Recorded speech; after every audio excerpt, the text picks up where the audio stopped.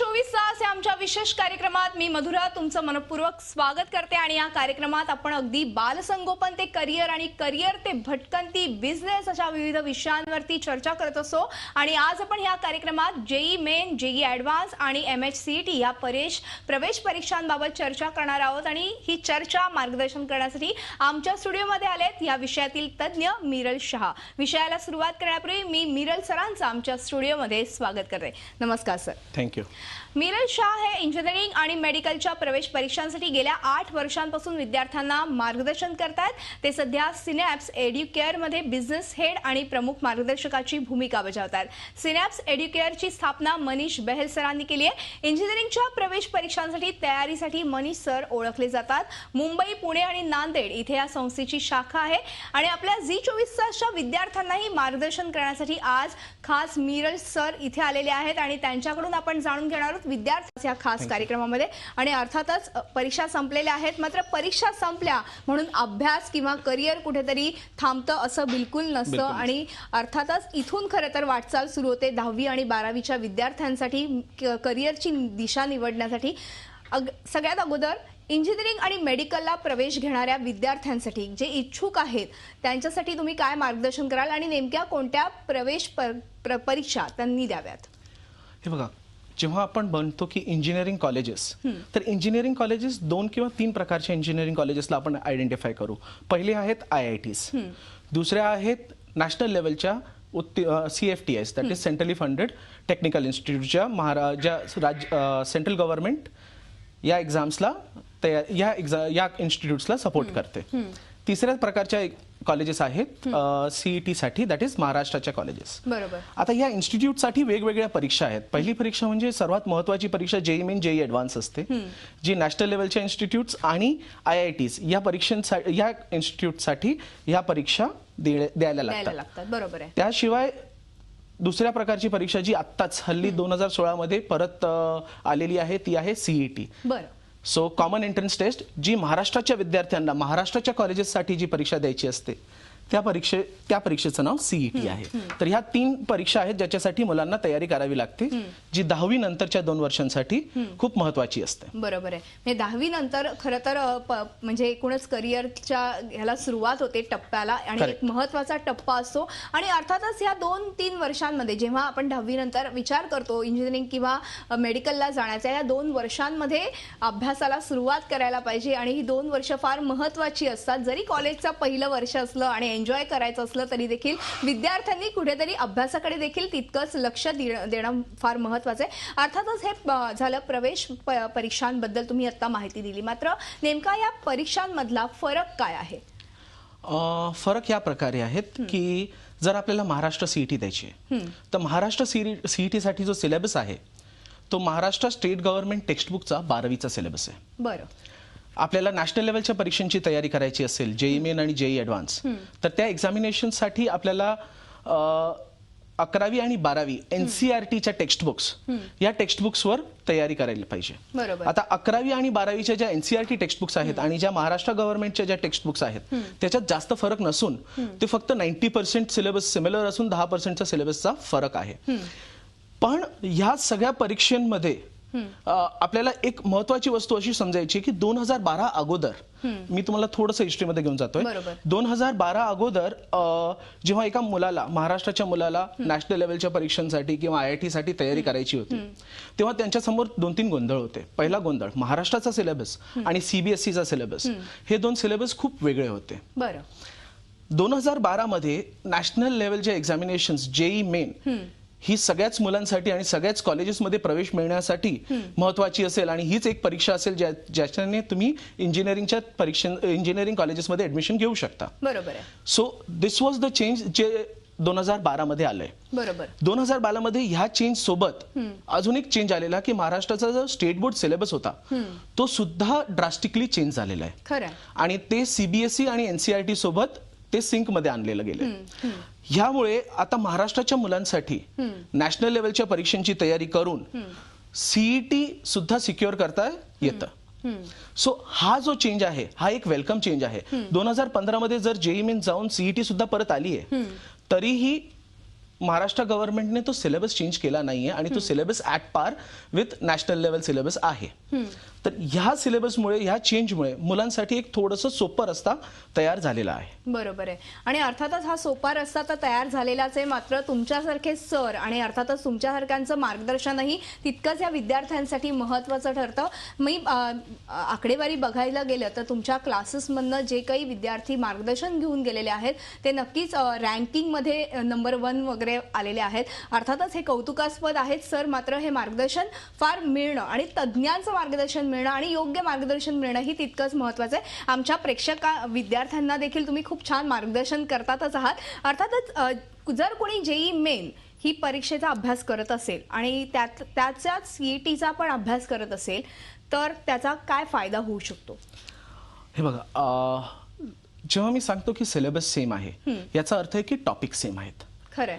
पण दोन्ही परीक्षांमध्ये खूप जास्त तफावत आहे. हो, फरक असा आहे की 11वी आणि 12वीचा सिलेबस जेईई मेन साठी आहे आणि सीईटी साठी फक्त 12वीचा सिलेबस आहे. बरं. हा पहिला फरक. दुसरा फरक, या दोन्ही एक्झाम्सची जी पद्धत आहे, जेईई मेन आपण म्हणतो की ऍप्लिकेशन ओरिएंटेड आहे. म्हणजे कॉन्सेप्ट जर तुम्हाला येतंय तर त्या कॉन्सेप्टचा वापर कसा करावा, या कॉन्सेप्टच्या वापरावर जेईई मेन ही परीक्षा अवलंबून आहे की तुम्ही कॉन्सेप्ट कसे चांगल्या प्रकारे वापर करताय.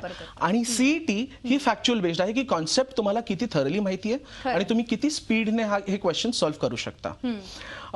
दिस इज लाईक, जर आपल्याला माहिती आहे आपण रेस करतो, 100 मीटरची पण रेस आहे आणि 400 मीटरची पण रेस आहे. बरोबर. करेक्ट आहे.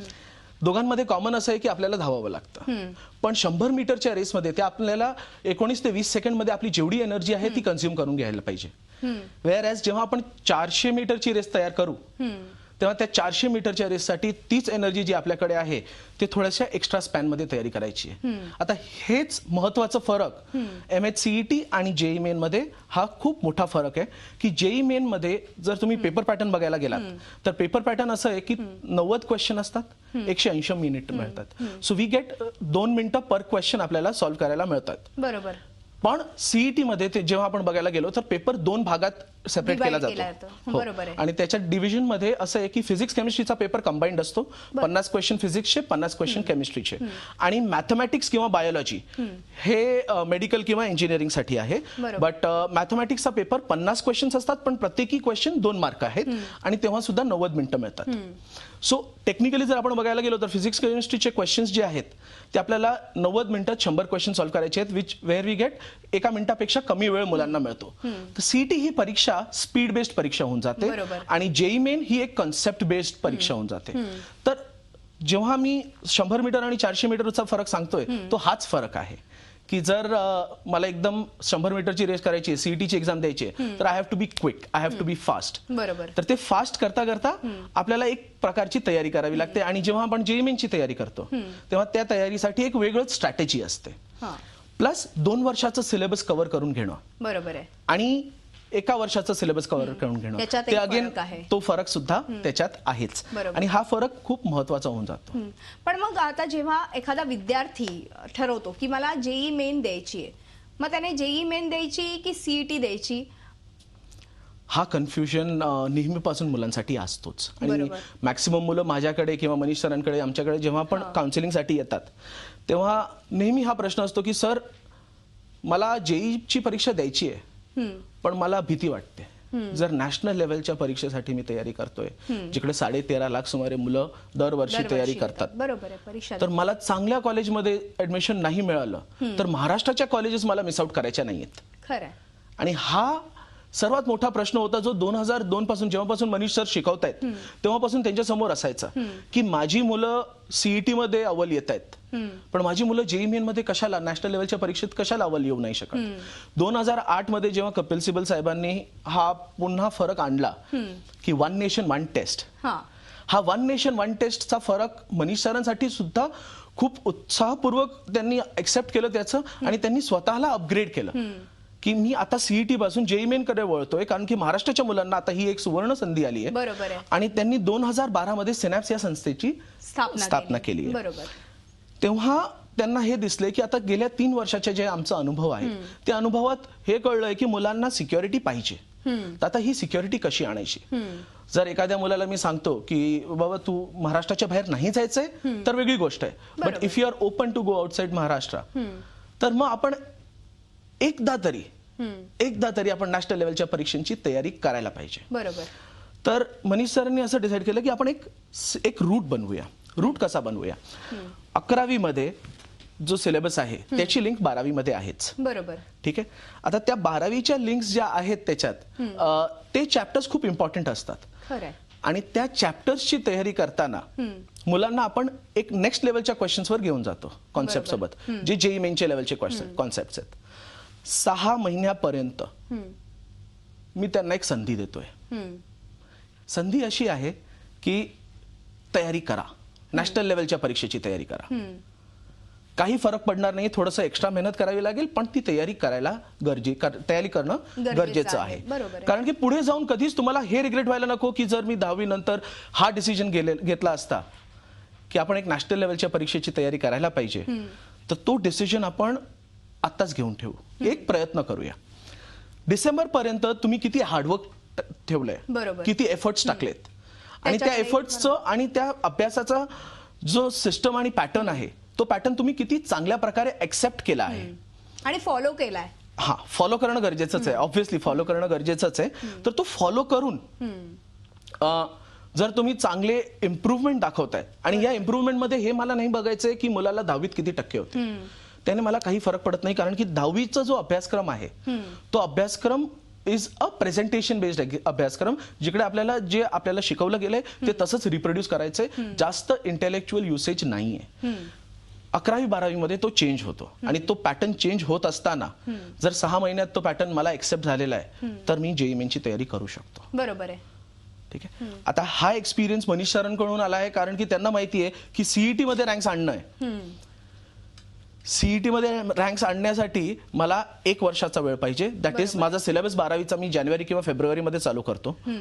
तर जानेवारी आणि फेब्रुवारी मध्ये सिलेबस चालू करून सुद्धा डिसेंबर पर्यंत किंवा नेक्स्ट मे पर्यंत जेव्हा सीईटीची परीक्षा असेल तोपर्यंत माझ्याकडे भरपूर वेळ आहे माझ्या विद्यार्थ्यांना तयार करून घेण्यासाठी की सीईटीची परीक्षा तुम्ही चांगल्या प्रकारे चांगल्या व्यवस्थित तयारीने हँडल करू शकता. त्यासोबत जर मला असं दिसतंय की मी जेईई मेन चांगल्या प्रकारे कव्हर करतोय, आणि जर ते कव्हरेज सुद्धा एक एक्सेप्शनली चांगल्या प्रकारे होतंय की मी नॅशनल लेवलच्या कुठल्याही नॉर्मल कॉलेजेसमध्ये नाही, पण एक चांगल्या कॉलेजेसमध्ये ज्या प्रकारे NITs आहेत, बेट्स आहेत, या सगळ्या कॉलेजांसाठी माझे मार्क्स आर क्लोज बाय, तेव्हा आपण हे समजू शकतो की मी त्या मुलाला पुश करतोय. बरोबर. मग तू जेईई मेन सुद्धा दे, जेईई ऍडव्हान्सची तयारी सुद्धा कर. बरोबर आहे. And that is what we have called it as exit route. आणि हे एक्झिट रूट बऱ्याच मुलांना या वर्षीपासून आम्ही चालू केलंय. माझ्याकडे 200 आवड मुलं होती ज्यांना हे बघायचं होतं की मी सीईटी करू की मी जेईई करू. त्यापैकी एक 33 मुलांचा आम्ही असा बॅच केलेला ज्यांना आम्ही फ्रीमध्ये ऑप्शन दिलेला की तुम्ही सीईटी साठी आमच्याकडे या, पण 6 महिने आम्ही तुमची जेईईची तयारी करून देऊ, त्यानंतर तुम्ही जेईई बघा. बरं. 33 पैकी फक्त 5च मुलं जेईई साठी सिलेक्ट झाली, पण सगळी 33ची 33 मुलं खुश होती की आम्ही एक प्रयत्न तरी केला. बरोबर आहे. आणि त्या पालकांना सुद्धा एक सॅटिस्फॅक्शन होता की मी माझ्या मुलाला कुठल्याही चान्स पासून वंचित केलं नाही. बरोबर आहे. And that was a success for us. या वर्षीपासून आम्ही सगळ्याच मुलांसाठी तो एक्झिट रूट चालू करतोय. आणि मनीष सरांचं हे स्वप्न आहे की महाराष्ट्रातले जे पर्सेंटेज आहे, जनरली आपण जर गेल्या 20-25 वर्षाचं हिस्ट्री बघूया तर IIT मध्ये महाराष्ट्राची मुलं पोहोचली नाहीयेत. बरोबर आहे. म्हणजे जे पर्सेंटेज जेवढं पोहोचायला पाहिजे तेवढी पोहोचली नाहीयेत. आणि पोहोचवण्याचंच खरं तर ध्येय तुमचं आहे, अर्थातच मनीष सर आणि तुमचं देखील. सर, आपण एक छोटासा ब्रेक घेणार आहोत आणि ब्रेक नंतर अशी चर्चा पुढे चालू ठेवणार आहोत. तेव्हा कुठेही जाऊ नका, पाहत राहा आमचा खास कार्यक्रम हॅलो 24 तास.